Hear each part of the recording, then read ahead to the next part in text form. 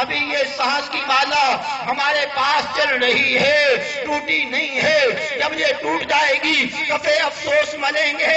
اس کو بھی قرآن نے پہلے بیان کیا، کم ترکوا من جنات وعیون وزروع ومقام کریم ونعمت كانوا فيها فاكهين كذلك وأورثناها قوما آخرين فما بكت عليهم السماء والأرض وما كانوا منظرين۔ فرمایا کتنے چھوڑ گئے باغ اور چشمے اور کھیت اور عمدہ مکانات اور وہ نعمتیں جن میں فارغ البال تھے، ہم نے یوں ہی کیا، ان کا وارث دوسری قوم کو کر دیا۔ نہ اس پر زمین روئی، نہ آسمان رویا، نہ ہی انہیں مہلت دی گئی، ان کے چھوڑے ہوئے اثاثوں کا دوسروں کو مالک بنا دیا۔ میں نے کہا میرے عزیزو، پھر ہاتھ ملنے سے ہاتھ میں کچھ بھی نہیں آئے گا۔ کریم رب نے پھر انسانوں کو سمجھایا، یا ایھا الذین آمنوا لا تلہکم اموالکم ولا اولادکم عن ذکر اللہ ومن یفعل ذلک فاولئک هم الخاسرون۔ فرمایا اے ایمان والو، کہیں تمہارا مال، تمہاری اولاد، کوئی چیز تمہیں اللہ کی یاد سے غافل نہ کر دے۔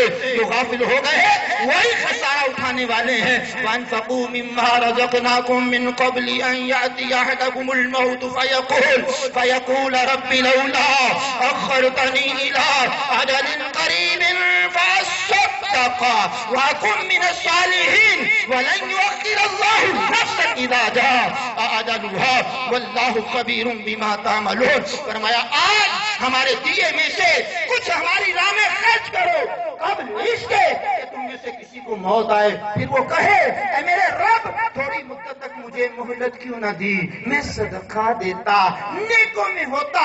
ہرگز اللہ کسی جان کو مہلت نہیں دے گا۔ جب اس کا وعدہ آ جائے، اللہ کو تمہارے تمام کاموں کی خبر ہے۔ دلا غافل نہ ہو، یکدم یہ دنیا چھوڑ جانا ہے، بغیچے چھوڑ کر خالی زمین اندر سمانا ہے۔